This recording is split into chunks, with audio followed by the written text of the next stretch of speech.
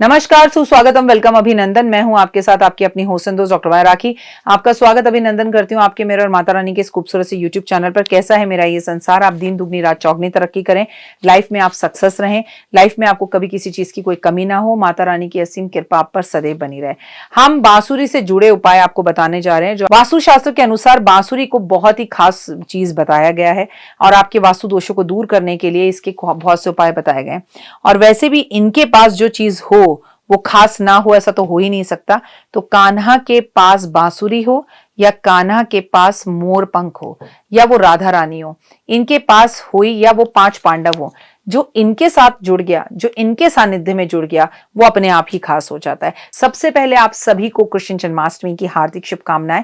आपको कृष्ण जन्माष्टमी वाले दिन कुछ भी भगवान पर अर्पण करना है करिए, लेकिन आपको बांसुरी अर्पण जरूर करनी चाहिए। कृष्ण जन्माष्टमी वाले दिन बांसुरी खरीद कर लाएं और भगवान को चांदी की बांसुरी अर्पण करें। अगर आप चांदी ना खरीद पाए तो आप नकली प्लास्टिक की, इवन आप अपने हाथ से बनाकर भी, अगर आप विदेश में हैं, पर इस दिन अपनी मनोकामना बोलते हुए कृष्ण के जन्माष्टमी पर ठीक रात्रि 12 बजे उन्हें बांसुरी अर्पण जरूर करें।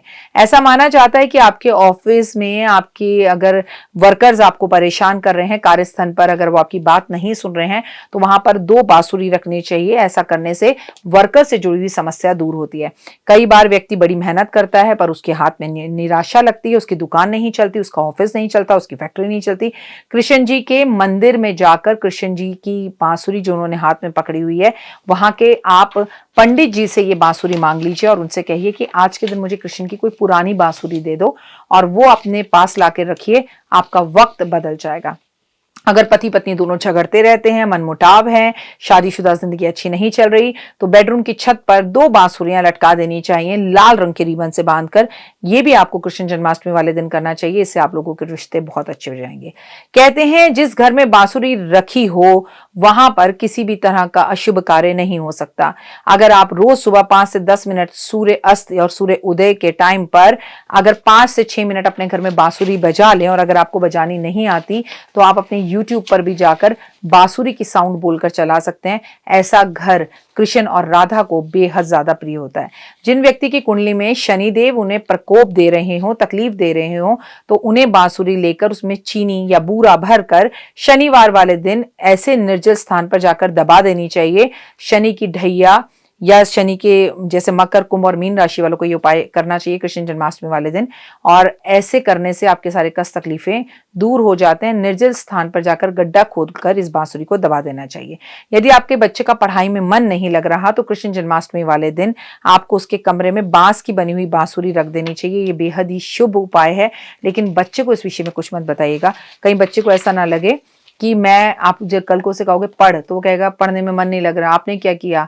आपको तो डॉक्टर बायराकी ने कहा था ना बांसुरी टांग दो, आपकी बांसुरी भी काम नहीं कर रही। तो बच्चे को सिर्फ ये बोलिए कि बांसुरी अच्छी लग रही थी, तेरे कमरे में टांगने के लिए लेकर आई हूँ, इसलिए टांग रही हूँ। बच्चों को पाहिज मत बनाइए, बच्चों को बैसाखियां पकड़कर चलने की आदत मत डालिए।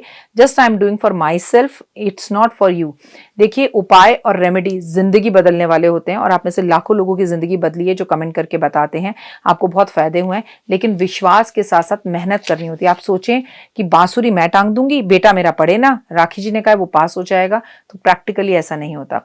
ऐसा माना जाता है कि जिसके घर में बीम हो, बीम के नीचे बैठकर पढ़ना पड़ रहा हो, बीम के नीचे सोना हो रहा हो, और किसी तरह का वास्तु दोष है, तो कृष्ण जन्माष्टमी वाले दिन अगर आप वहां पर बांसुरी टांग दे तो बीम का जो दोष है वो खत्म हो जाता है। कहते हैं कि अगर 2 बांसुरी पीले कपड़े के अंदर घर के मुख्य दरवाजे पर टांग दी जाए तो घर के अंदर पॉजिटिविटी आती है। और जिन लोगों की ड्राइंग बहुत अच्छी है उनसे कहूंगी कि एक बांसुरी अपने मंदिर में बनाकर एक चित्र रख लें, या बाजार से बांसुरी लाकर रख लें और उसके ऊपर रोज हल्दी का तिलक लगाएं। राधा रानी को याद करते हुए कृष्ण जन्माष्टमी से इस उपाय को करना शुरू करें। उनके घर से कभी धन खाली नहीं होता। कहते हैं किसी व्यक्ति की तबीयत लगातार खराब जा रही हो, बीमार हो रहा हो, वो स्वस्थ ना हो रहा हो, तो उसके कमरे के अंदर आपको उसके तकिए के नीचे एक बांसुरी रख देनी चाहिए। उसकी तबीयत में काफी सुधार आएगा। धन में वृद्धि ना हो रही हो तक आपको बांसुरी का एक उपाय करना चाहिए। लक्ष्मी जी का स्रोत पाठ करें और फिर बांसुरी को, उस बांसुरी को अपने सामने रख के लक्ष्मी जी का लक्ष्मी अष्टम पढ़ें, लक्ष्मी चालीसा पढ़ें, कनक धारा स्त्रोत्र पढ़ें और लक्ष्मी जी का पाठ करें। ऐसा करने से आप उस बांसुरी को सुनाएं, जैसे आप वो सब कुछ बांसुरी को सुना रहे हो, आप लक्ष्मी सहस्त्र नाम का पाठ करें, विष्णु सहस्त्र नाम का पाठ करें, तो आप महसूस करेंगे कि वो बांसुरी तिजोरी या गले या ऑफिस में रखने से आप काम आपके बनने लगे और पैसा घर में आने लगा। जन्माष्टमी पर बांसुरी जो है भगवान को अर्पण करने सबसे आसान उपाय, लेकिन सबसे खास उपाय। घर में बांसुरी जरूर होनी चाहिए। एक बात हमेशा याद रखिए कि आपके घर के मंदिर में बांसुरी शुभता लेकर आती है। इसके अलावा अगर आपकी तबीयत बहुत ज़्यादा खराब रहती है तो एक छोटी सी चांदी की बांसुरी आपको हमेशा अपने बेडरूम में किसी जगह पे छुपा के या लटका के रख देनी चाहिए, पर इस विषय में लोगों को नहीं बताना चाहिए। बांसुरी आप अपनी संतान को गिफ्ट के रूप में ज़रूर दें। और सबसे बड़ी बात यह है कि अगर आपके बच्चे के साथ आपके संबंध खराब है और वो आपकी कोई भी बात नहीं सुनता, तो ऐसे बच्चे के पलंग के अंदर, क्योंकि अब तो बॉक्सेस खुलते हैं ना पलंग के, उसे खोलकर वहां एक बांसुरी रख देनी चाहिए।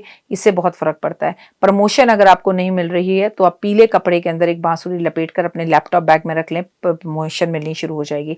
आपको अपने कपड़ों की अलमारी में और जहां आप जेवरात जायदाद रखते हैं, जहां आपके मकान के पेपर हैं, वहां पर भी आपको एक बांसुरी सोने की जरूर रखनी चाहिए।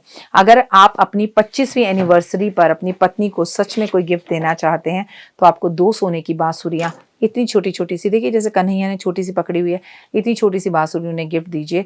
और अगर आपकी 25वीं शादी की सालगिरह निकल गई और आप सोच रहे हैं अब क्या करें, तो इस बार उन्हें कृष्ण जन्माष्टमी पर ये सोने की बांसुरी देखिए, क्या होगा ये तो आप खुद मुझे कमेंट करके बताएंगे कमेंट्स में। जय माता दी। जीवन में है समस्या, नहीं मिल रहा तकलीफों से छुटकारा, नहीं मिल रही मनचाही नौकरी, टूट गया है विश्वास, सांस से आपकी बिल्कुल नहीं बनती और खत्म हो गई है आस, भगवान से आपका विश्वास उठ चुका है।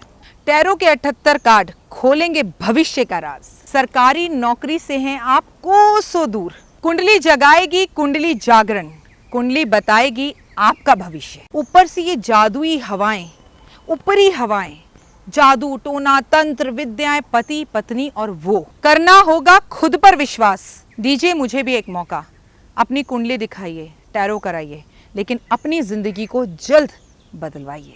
मैं हूं डॉक्टर वाई राखी। आप मुझसे बात कीजिए, फ़ोन कीजिए, अपॉइंटमेंट लीजिए, आपकी ज़िंदगी के अंदर आएगा ज़बरदस्त बदलाव।